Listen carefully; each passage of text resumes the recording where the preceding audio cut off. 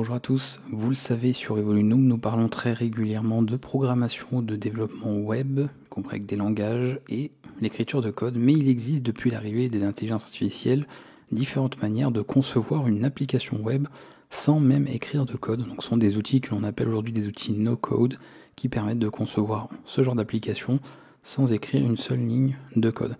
Je vous présente dans cette vidéo l'outil Horizons de chez Hostinger qui sponsorise cette vidéo et il fait partie de ces outils justement no code qui permettent à partir d'un seul et même endroit, vous allez utiliser un seul outil pour concevoir à partir d'une IA l'ensemble de votre site web, que ce soit le code de celui-ci, les différentes pages, l'interface, toute l'optimisation concernant le référencement, bref, tout est disponible depuis le même outil, y compris le déploiement, comme on le verra un petit peu par la suite.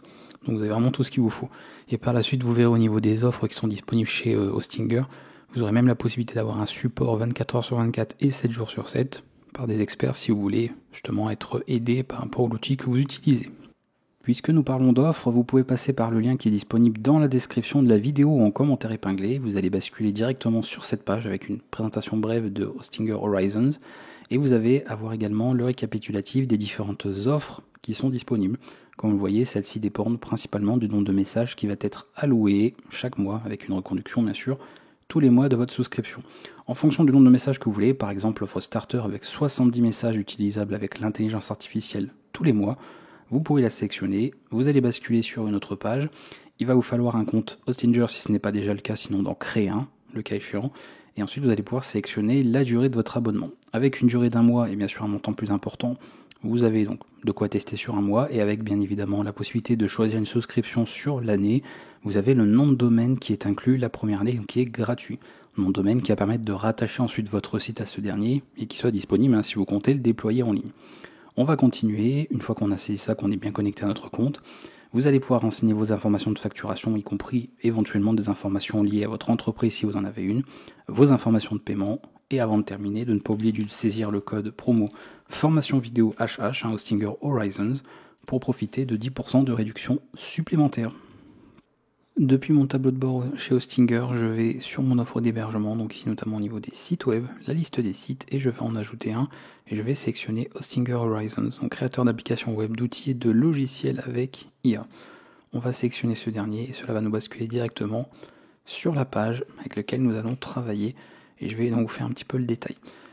L'intérêt ici, ça va être de pouvoir, encore une fois, si vous n'êtes pas programmeur, si vous n'avez pas spécialement envie de le devenir et d'apprendre un langage pour faire du développement web, utiliser un langage humain pour faire par l'outil, donc ici une intelligence artificielle, l'ensemble de votre site web, votre interface, et y compris avoir des traitements, parce que toute la partie éventuellement authentification, gestion d'utilisateur, pourrait être gérée également, et je vais vous montrer ça brièvement en tout cas dans cette vidéo.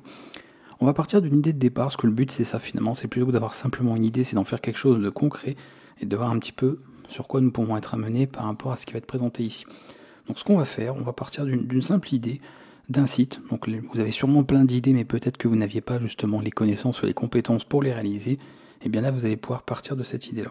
Donc moi, je vais faire, peux-tu me créer un site d'actualité, on va dire par exemple autour de l'univers high-tech, de l'intelligence artificielle, tant qu'à faire, on sera dans le thème. Et des jeux vidéo, comme ça on rajoute plusieurs parties. Voilà, ça on pourra gérer un petit peu.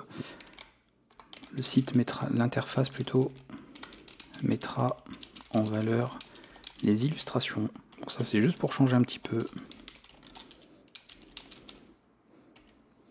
Vite. Avec une charte graphique composée de noir et de rouge. On va mettre par exemple foncé, histoire de pas avoir des couleurs non plus trop flashy.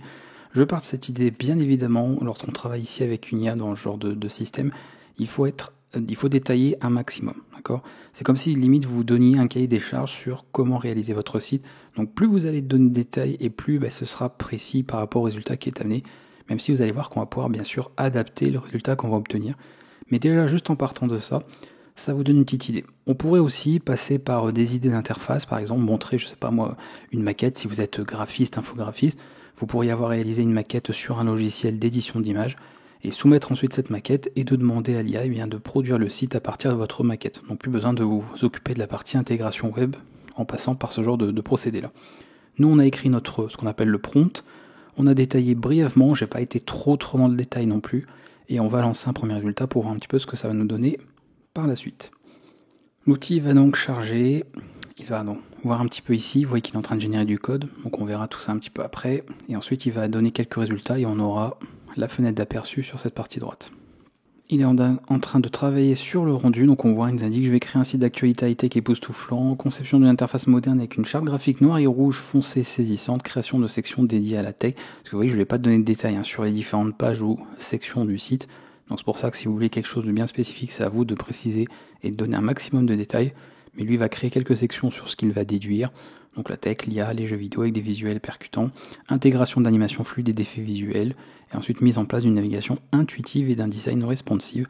Je ne lui avais pas demandé, mais pareil, si je l'avais précisé, il ne répondrait plus, comme ça s'assurer de l'avoir. Là, il part du principe de pouvoir bien sûr obtenir une interface adaptative.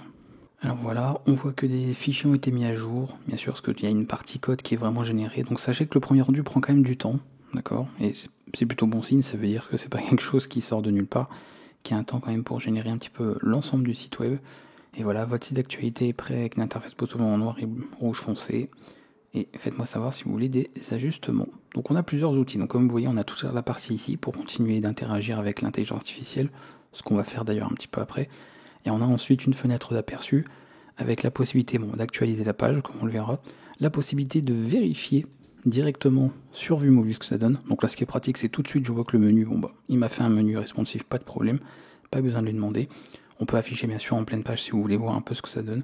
Et voici un petit peu un exemple donc, de ce qui a été généré ici. Donc vous voyez différentes parties. Donc il ne s'agit pas d'une simple page web, j'insiste bien, il s'agit d'un site web, même si bien sûr la totalité des sections ne vont pas forcément être développées, mais on a véritablement un site avec plusieurs pages. Et là vous voyez généralement quand une partie n'est pas implémentée, ça vous l'indique, mais bien évidemment, n'oubliez pas que vous êtes en train d'interagir avec une IA, vous pouvez lui demander éventuellement de mettre en place toutes ces parties-là. Donc on va voir cette partie, ok, on va regarder ici high-tech, donc là il n'a pas fait les autres pages, ok, donc je vais lui demander, donc ça tombe bien finalement qu'il n'ait pas fait ça, parce qu'on va pouvoir adapter. Mais avant ça, vous avez une partie ici qui est le mode d'édition de texte. Ça c'est bien pratique, plutôt que de redemander à l'IA de régénérer votre site avec des changements qui parfois sont très mineurs, donc par exemple ici, vous passez en mode édition et quelques-uns des textes, pas tous, parce que certains sont propres à la génération et pas propres à la page en question, vous allez pouvoir les éditer. Donc vous voyez, ils sont généralement ici encadrés. Et s'il y a une partie qui vous plaît pas, par exemple, ce nom, ça me va pas du tout. Voilà, je vais mettre par exemple ce nom-là, au hasard, et le changement est fait. Donc très rapidement, pas besoin de demander de régénérer ça, il le gère directement en temps réel au niveau du code.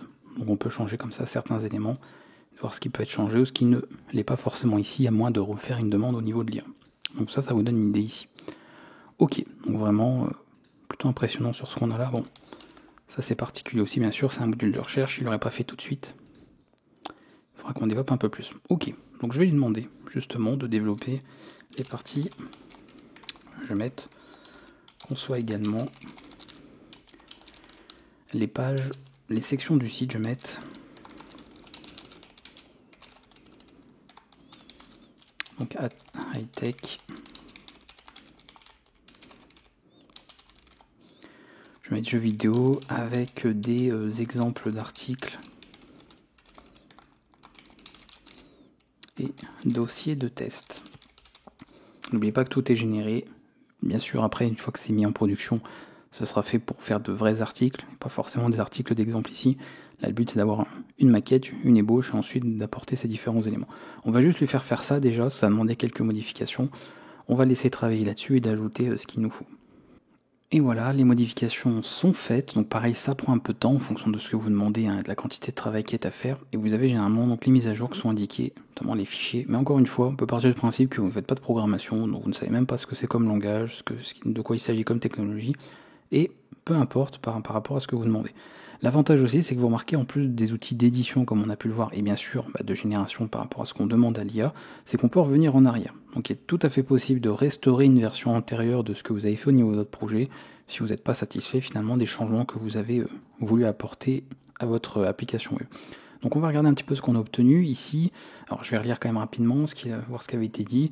Donc création de pages distinctes, ok, ajout d'articles et de dossiers de tests fictifs pour chaque section, une refonte de la structure du code, oui, on ne l'a pas forcément demandé, mais il a estimé que c'était nécessaire pour une meilleure organisation et maintenabilité, donc ça va plus parler aux programmeurs bien sûr. Et le maintien quand même de l'interface, surtout, on n'a pas dit de changer l'interface, donc il n'est pas venu nous casser ce qu'on avait au niveau en tout cas de la partie interface. Donc toutes les actualités, bon, on revient sur cette page ici, pas de problème, donc là il a juste régénéré les images, mais ok, il a changé bien sûr les exemples qu'il y avait là, et si je vais sur la page high-tech, cette fois-ci nous avons une page qui a été faite. Donc on a différents systèmes de filtres, mais ici il n'est pas implémenté, on pourrait lui demander, même chose, d'appliquer un système de filtre selon certains mots-clés, on pourrait le faire sans problème, et comme ça on a les différents articles, et jeux vidéo, etc. Je clique sur un article, vous voyez qu'on tombe bien sur la page, il a même mis un petit tag dessus. Si je clique sur le tag, on revient sur l'ensemble des articles concernés, donc on est vraiment pas mal du tout. Voilà, ce qui fait qu'ici, à part changer bien sûr les images et bien sûr après produire des articles qui vont bien, mais on voit que le système est fonctionnel, on a quelque chose qui marche. On a même un espace commentaire, bon, il n'est pas pareil, il n'a pas de système ici, est-ce que ça va faire appel à des traitements, mais il a généré en tout cas au niveau de l'interface de quoi avoir un espace de commentaire. Pourquoi pas? Donc ici quelques liens, pareil, qui sont pas implémentés, qui peuvent être faits. Donc je vais lui demander justement quelque chose d'un peu plus court. Je vais faire, peux-tu ajouter les mentions légales sur le lien que tu avais mis en pied de page. Voilà. Le traitement ici a évidemment été plus court. On voit qu'il a mis à jour quelques fichiers. Il a même ajouté un fichier qui n'avait pas, parce qu'il n'existait pas la page, il y avait juste un lien. Et on peut comme ça directement revenir, bon, peu importe le lien, mention légale, et cette fois-ci, nous avons bien une page de mention, et vous voyez qu'en plus qui est générée, voilà, donc là il a vraiment gardé une présentation d'exemples qui pourrait totalement servir, même si bien sûr les exemples ici sont, on va dire, Hostinger, bon, ah oui, il a mis l'hébergement Hostinger, très bien, ce qui n'est pas faux en soi par rapport à ce que je vais vous montrer concernant le déploiement. Et vous voyez qu'il est parti du nom aussi qu'on a mis pour le site, vous voyez, technique, il a gardé ça, donc il s'est basé vraiment sur les informations qu'il trouvait pour générer ça. Donc on gagne quand même pas mal de temps. Alors je pourrais montrer plein d'outils, comme ça on peut bien sûr tout modifier, vous avez bien compris, on peut faire beaucoup de modifications dans ce sens. Vous pouvez lui faire demander ce que vous voulez, lui faire ajouter une section. Donc soit vous donner déjà une description assez importante, bien détaillée dès le départ, et vous aurez donc finalement très peu de choses à peaufiner a priori, soit vous partez d'un exemple qui est très sommaire, et après vous lui faites ajouter les différentes parties, les sections, les fonctionnalités, les modules au fur et à mesure sur votre site. Comme là on peut lui dire, tiens, rajoute un formulaire de contact, ici intègre un petit peu le module de recherche pour pouvoir faire des recherches par exemple selon les tags, selon les sections par date, ce genre de choses. Donc on pourrait parfaitement lui faire ça, et de voir un petit peu ce qui est donné. On a par contre de voir la vidéo, non, voilà, je me disais bien, ça aurait été bizarre qu'il génère une vidéo, mais on a donc comme ça ces différents exemples. Autre point pour terminer, ici au niveau de ce test, puisque tout le reste vous allez pouvoir le tester de votre côté, avec ce que je vous ai expliqué notamment et montré au niveau des offres en début de vidéo, on va regarder ce qui peut être intégré. Ce qui peut être intéressant, c'est de travailler notamment avec une base de données pour avoir certains traitements ici. Alors vous l'avez peut-être remarqué, peut-être que des gens parmi vous connaissent, parmi les développeurs, l'outil qui est Supabase, qui donc permet d'avoir une base de données dans le cloud notamment, et on va pouvoir travailler ici et faire une intégration, donc une connexion avec un type de projet sur cette plateforme, directement au niveau des sites qu'on va créer ici avec Horizon. Donc c'est quand même très pratique. Donc je vais faire ceci. Alors moi, bien sûr, si vous ne connaissez pas l'outil, il faudra créer ce qu'il faut en conséquence, bien sûr. Donc là, il y a quelques petites parties quand même à voir ensemble. Donc moi, je vais juste créer un projet de... Non, je ne vais pas le créer maintenant, je vais rester ici. Je vais juste charger ça, ce qu'il va me dire là. Voilà, donc il me renvoie dans tous les cas sur la bonne page. Créer un nouveau projet, c'est exactement ce qu'on va faire. Sélectionnons l'organisation. Donc tout ça, il y a avec Supabase. Là, on n'est plus sur Horizon, je vous le dis. Donc si vous ne connaissez pas, écoutez, si ça ne vous concerne pas, vous n'utiliserez pas ce que je vous montre ici. Mais pour les gens qui sont concernés, ils sont bien contents de voir un petit peu ce que je montre ici. Test de projet, bon, on va rester... Je vais mettre technique parce que c'est un projet de test pour ça. La base de données, bien sûr, je ne mets pas des informations très sécurisées, mais vous, c'est ce que vous feriez surtout pour un projet qui est amené à être en production. Voilà, Paris. On peut régler d'autres options, mais je vais le laisser. Je vais regarder s'il n'y a pas d'autre chose de particulier. Non, on va laisser. Créer le projet ici rapidement, surtout que c'est pas ce qui nous intéresse le plus. Cette partie, c'est de voir ce qu'on a là. Donc ensuite, je vous montre rapidement, on a les tables SQL pour ceux qui connaissent SQL et toute une partie qui peut être gérée concernant l'authentification. Donc plutôt que de développer toute notre partie nous-mêmes, l'avantage de Supabase, c'est de pouvoir ensuite gérer les utilisateurs directement ici. Donc on pourra comme ça ce qu'on pourra obtenir. Ok, revenons au sujet qui nous intéresse, qui est ici. On va actualiser le projet. Et normalement, voilà, il a bien retrouvé le projet en question. On va le connecter. Connecteur à votre projet à Hostinger Horizon avant que vous puissiez commencer à utiliser les fonctionnalités donc back-end comme l'inscription et la connexion des utilisateurs, le stockage de données et plus encore. Donc on va utiliser ça tout de suite. Je lance la connexion, le temps qu'il nous mette ça en route. Et vous voyez qu'automatiquement il a lancé un message pour l'IA qui est de connecter mon projet Supabase technique à mon site web. Donc ça va être généré automatiquement et géré tout seul. Pas dit bien sûr à 100% que vous avez quelque chose qui est directement fonctionnel, hein, bien évidemment, parce que c'est assez générique. Mais à tout moment, s'il y a des erreurs, l'avantage c'est que l'IA est capable de les corriger. Donc vous pourrez faire en sorte de corriger les erreurs. Et après, dans tous les cas, si vous utilisez ce genre de service, vous saurez comment intégrer ce qu'il faut pour que ça fonctionne derrière. Parce que là, pour le coup, on est plus dans du développement web. Donc je montre ça pour ceux que ça pourrait intéresser. Je vais laisser terminer, puis après, on passera à la suite. Donc là, le projet est maintenant connecté. J'ai ajouté un petit test dans la console navigateur pour que vous puissiez vérifier que tout fonctionne. Et on voit qu'effectivement, on tombe sur le cas où il y a une erreur. Et souvent, c'est pas grand chose. Parfois, c'est juste une partie kappa. Donc là, visiblement, il voulait tester sur une table qui n'existe pas. Donc il suffit juste de faire en sorte soit de créer la table, soit qu'il fasse une requête. Il a dû essayer de faire une requête en fait sur des éléments qui n'existent pas par défaut, qu'il faudrait lui préciser. Mais en tout cas, à partir de là, on va pouvoir éventuellement tester ces infos. Et nous, ce qu'on va faire, et c'est ça qui va être intéressant finalement, c'est ceci. Ajoute-moi un espace d'authentification de membres complet. Donc je vais mettre inscription, gestion de profil, ce qui ne serait pas obligatoire, mais comme ça on aurait voilà, gestion de profil, bien sûr connexion et déconnexion, avec les pages nécessaires, notamment l'accès au profil pour modifier ces informations, mot de passe, etc. Donc là pareil, très générique normalement, encore une fois je le dis, quand vous allez tester vous de votre côté ou si vous comptez l'utiliser vraiment plus sérieusement, vous donnerez beaucoup plus de détails que ça. Moi je vais assez vite pour la vidéo, je suis assez générique et assez en surface, mais bien sûr, encore une fois, plus vous allez être complet, plus vous allez donner de détails, et mieux ce sera. Donc là il nous a mis partie d'espacement, création des pages d'authentification, inscription, connexion, pareil, on aurait pu lui dire crée-moi simplement des fenêtres modales pour pouvoir faire ça, plutôt que d'avoir une page complète, on pourrait comme ça choisir l'un ou l'autre en fonction. Mise en place de la logique d'authentification de mon avec Supabase, ok, qui va gérer ça. L'intégration des formulaires, d'accord, l'ajout des routes, donc ça c'est pour la gestion des pages, donc vous, si vous êtes non développeur, ça ne vous concerne pas, enfin, ça ne vous intéresse pas en particulier. Et après bien sûr de vérifier l'état de connexion de l'utilisateur, est-ce qu'il est connecté ou déconnecté. Donc on va, finalement, ça va pas lui prendre beaucoup de temps, visiblement, parce que je vois que c'est bientôt terminé. Il nous a ajouté pas mal d'éléments, voilà les composants qu'il a ajoutés ici, un contexte d'authentification, les différentes routes et les différentes pages, bien sûr, pour tout ça. Donc une page pour l'inscription, la page pour la connexion, et la page d'accès au profil. Donc j'imagine qu'il a fait peut-être des pages directement complètes. Vous savez, pas une fenêtre modale en fait qui vous affiche en pop-up sur la page où vous vous trouvez.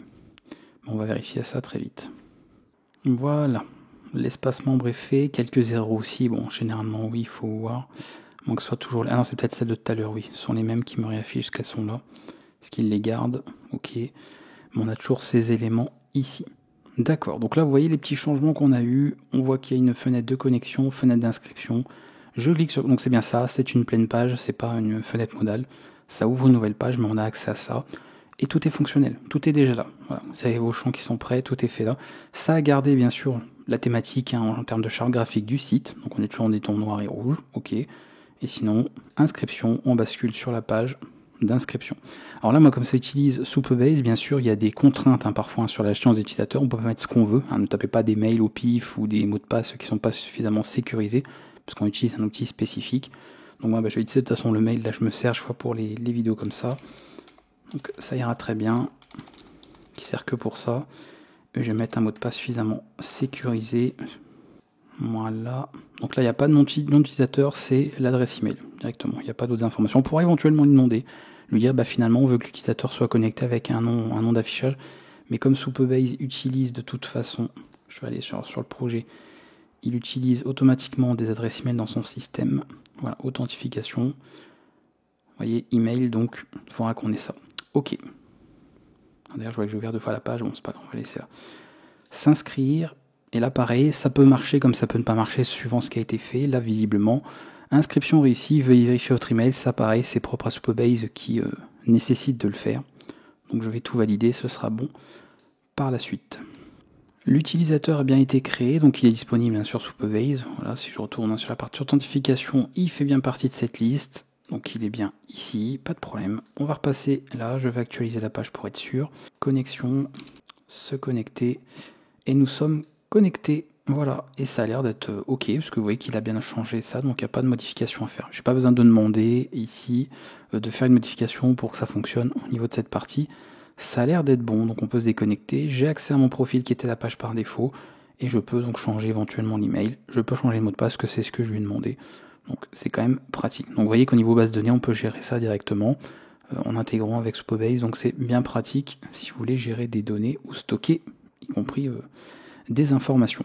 Pour terminer, même si c'est très simple à mettre en place en soi, ça fait partie des choses qu'on utilise beaucoup, notamment un système de paiement.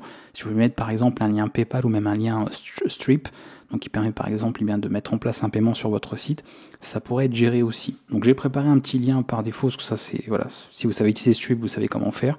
J'ai simplement préparé un lien de paiement de test, que de toute façon j'utilise pas cet outil-là, mais je sais que des gens l'utilisent. Donc j'ai plus qu'à récupérer mon lien et je vais simplement demander à l'IA de me l'intégrer. Donc je vais faire ça. Je vais dire je veux intégrer un système de soutien par adhésion sur le site. Simplement, peux-tu mettre en place un bouton d'abonnement bien en évidence, évidemment, avec le lien Stripe suivant. Et encore une fois, partons du principe, j'ai pas de connaissance du tout. Fais le nécessaire pour que tout soit fonctionnel. Et si la personne, l'utilisateur concerné, est abonné, indiqué par un logo VIP sur son profil. Voilà, bien sûr, encore une fois, sur un vrai cas, vous prendriez beaucoup plus de temps pour développer, faire quelque chose qui correspond mieux, mais qu'on ait en fait un petit outil pour savoir voilà, qu'il est VIP. Alors, le problème, c'est qu'on ne le verra pas forcément sur mon utilisateur, ce qu'il faudrait qu'il paye, donc on voit qu'il fasse partie des VIP, mais on va le laisser, c'est pas grave, ça n'a pas de problème. Donc il a mis une table Profiles dans Supabase pour suivre les abonnements, un bouton soutenir, s'abonner, etc., qui redirige vers le lien, en y rajoutant l'idée d'utilisateur pour le suivi, bien sûr. Et la page affiche maintenant VIP, etc. Une page de succès d'abonnement pour une meilleure expérience et une fonction qui peut recevoir une notification pour mettre à jour automatiquement le statut. Voilà. Et après, bien sûr, on nous dit pour finaliser l'intégration Stripe, il y a plusieurs choses à faire.